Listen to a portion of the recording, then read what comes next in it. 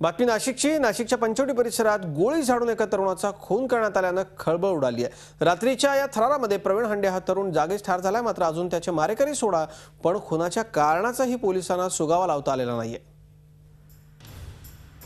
हा मृतदेह आहे प्रवीण हांडे या 24 वर्षांच्या तरुणाचा। एकुलदायक असणाऱ्या प्रवीणची गोळी झाडून हत्या करण्यात आली।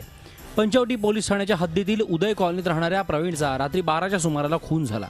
10 तास उलटून गेले तरीही गुन्हा दाखल झाला नव्हता। मुलाच्या खुनाने सुन्न झालेल्या आईवडिलांचीच रात्रभर उलट तपासणी घेण्यात आली। माझी चौकशी काहीच केली नाही। मला एखाद्या आरोपीसारखे बसून ठेवलेलं होतं रात्रभर पण मला त्यांच्याकडून अजिबात रिस्पॉन्स मिळालेला नाही। ही घटना घराजवळ झालेली आहे। त्याच्या मित्रांकडून काही चुकी आणि ते कोणाकडून झाली मला काही पूर्ण सांगता येणार नाही, पण झालेली ही घटना। सकाळी आम्हाला 10:30-11 वाजता पेपर तयार करून दिले आणि तुमचा PM झालेला आहे म्हणून आणि तुम्ही डेड बॉडी ताब्यात घेऊ शकता असं त्यांचं म्हणणं झालं। आम्ही म्हटलं बाकी पुढचं काय तर ते म्हणता आम्ही तपास करतोय, तुम्ही त्याचं काही टेन्शन घेऊ नका। IITचं शिक्षण घेतलेल्या प्रवीणनं काही दिवस खासगी कंपनीत काम केलं होतं। सध्या तो घरीच होता। फारसा कुणामध्ये मिसळत नसल्यानं त्याचे शत्रू कोण असा प्रश्न त्याच्या कुटुंबियांना पडला।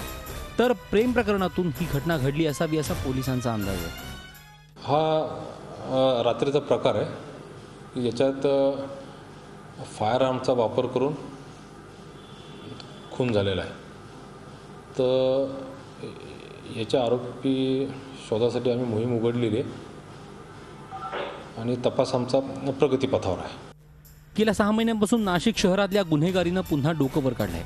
घरफोडी, टवाळखोरांच्या उद्रेकाबरोबरच खुनासारख्या गंभीर गुन्ह्याच्या घटनांमध्येही वाढ होताना दिसते। आता लोकसभा निवडणुकीच्या तोंडावर या गुन्हेगारीवर पोलीस कसं नियंत्रण मिळवणार याकडे लक्ष लागलंय। Mukul Kulkarni, Zee media, Nashik. Zee 24 तास रहा एक पाऊल पुढे।